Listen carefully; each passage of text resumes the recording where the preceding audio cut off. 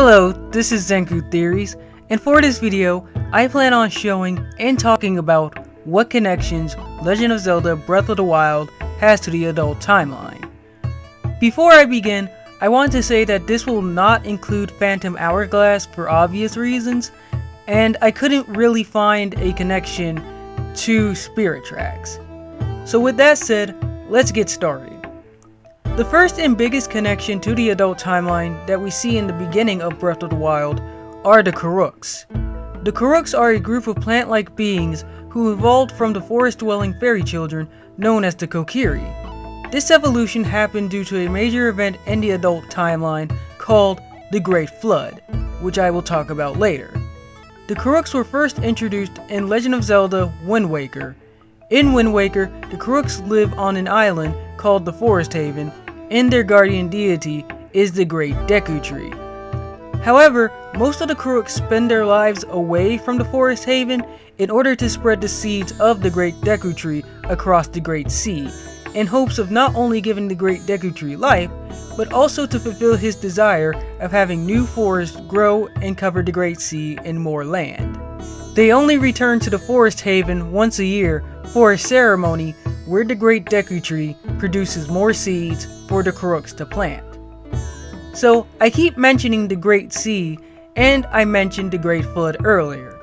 What are those exactly?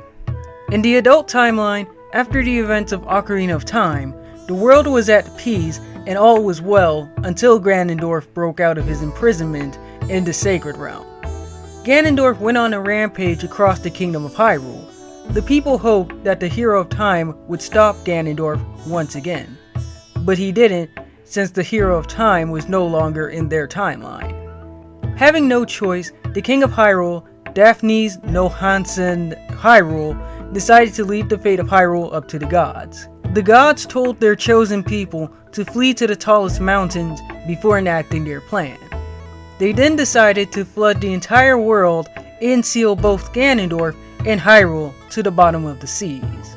This event is known as the Great Flood, and due to flooding the world, this created the Great Sea, a sea that was vast and only housed some islands. Now that we know all that, let's talk about something related to the Crooks in the Great Sea. In the Breath of the Wild, one of the items that Link obtains is a weapon called Crook Leaf.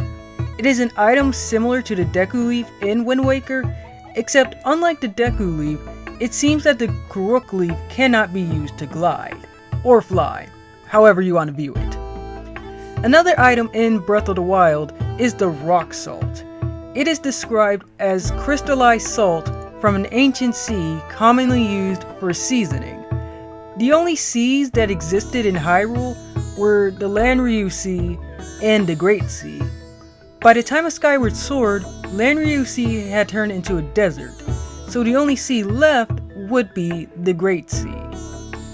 Currently, this is all I could find that links Breath of the Wild to the adult timeline.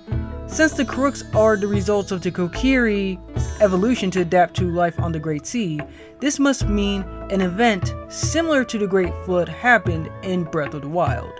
Though whether or not this means the game takes place in the adult timeline, well, you'll have to see the final part of my 4-part videos to find out.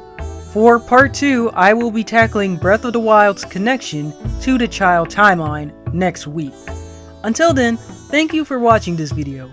If you liked this video, please comment, rate, and sub for more. This is Zenku Theories, and again, I thank you. Bye-bye.